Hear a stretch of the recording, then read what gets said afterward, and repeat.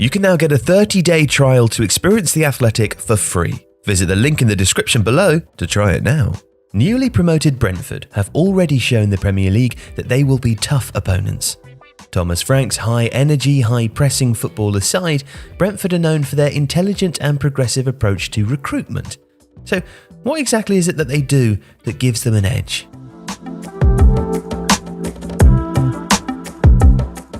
Brentford's journey began when Matthew Benham took over the club in 2012. Benham had made significant money in gambling with his firm's Smart Odds and Matchbook, using data to give him greater insight into football, applying statistical analysis to find fine margins. It made him wealthy, but it also gave him the sense that these tools could be applied to running football clubs. With Brentford and its sister club, FC Midtjylland, where Benham trialled many of his ideas, this approach has led to sustained footballing success and a series of shrewd player acquisitions that have fired Brentford into the Premier League for the first time in their history. And the shorthand for this approach is Moneyball, which has become a byword for data use in sports, especially in recruitment. Now, it's a bit more complicated than that.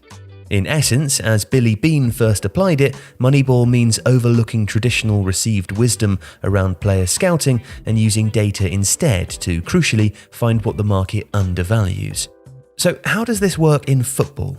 Well, a basic example, one that Benham and his co-directors of football Rasmus Ankersen and Phil Giles will certainly have used, is looking at strikers using expected goals. Now imagine that we have two strikers, Joe and Seb.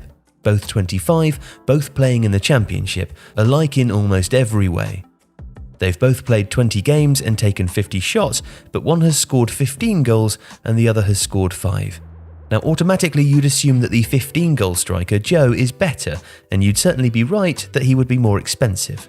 But if you then take expected goals into account, the picture might change.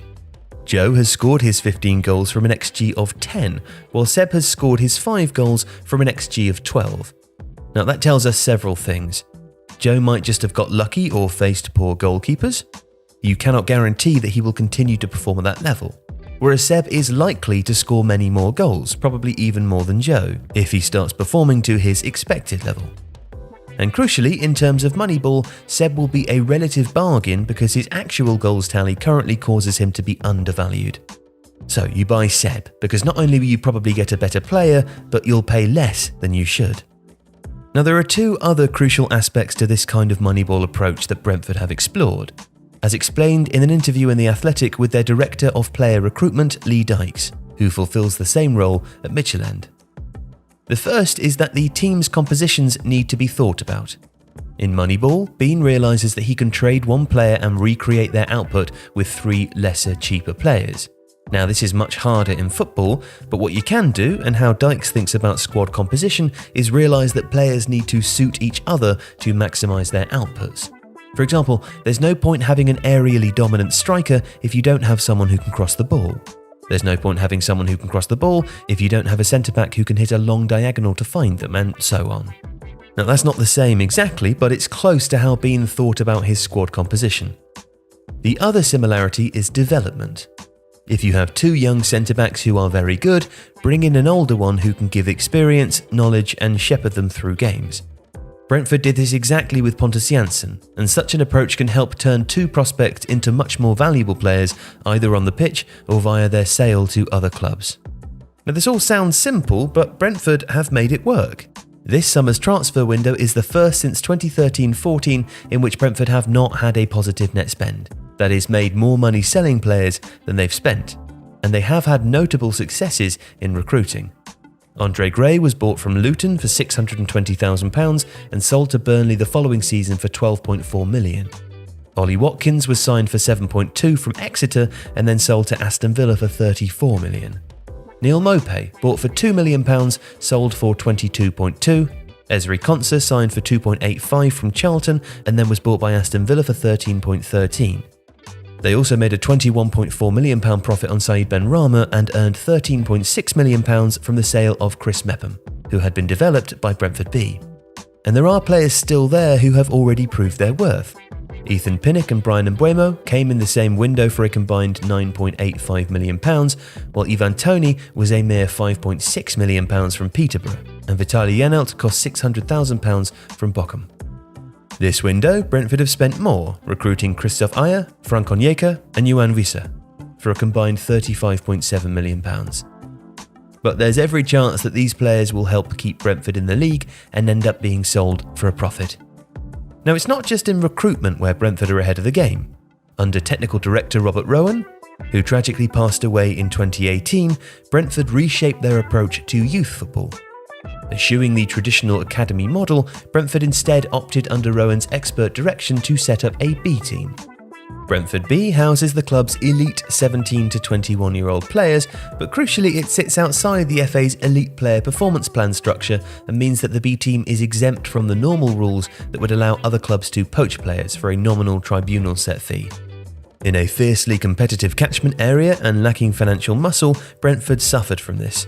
Ian Pervader's departure to Manchester City was a good example. But now the B-team system allows them to gel those players better with the first team, play friendlies against the under-23 sides or lower league clubs' first teams, and protects the club's assets at a lower yearly cost than an academy. Brentford have also thought intelligently about their backroom team. They have a tactical statistician, Bernardo Cueva, who could be seen giving Thomas Frank updates towards the end of the Arsenal game, providing real-time data-based analysis of the match to affect tactical decisions. They have a consultant sleep coach, Anna West, who works with players to maximise their performance through personally adjusted sleep programming. And they have always taken set pieces seriously, with a succession of gifted specialist coaches. Gianni Vio, who worked with Italy at Euro 2020, was an early Brentford hire. Andreas Georgsson, who left Brentford to join Arsenal in 2020, having achieved success in South London. It's an area that Brentford and Midtjylland especially see as providing a margin in games. The Danish club scored 39% of their goals from set pieces as they won their first Superliga title in 2014-15. It was also superbly exploited in Brentford's opening day victory against Arsenal, where they finally worked long throw routine that had been practiced repeatedly, with Cueva instrumental in its design. It describes the creative and innovative thinking that has brought Brentford to the Premier League. Now they've arrived, it might just keep them there too. If you like this video, please consider subscribing to the channel. The Athletic is where the Manchester United reporters revealed the truth behind the club's Jadon Sancho transfer fiasco, where the Tottenham reporters brought you news of Gareth Bale's return before anyone else, where the Chelsea reporters told us 3 days before his sacking that Frank Lampard was on the verge of losing his job. And you can try it now for free for 30 days. See the link in the description.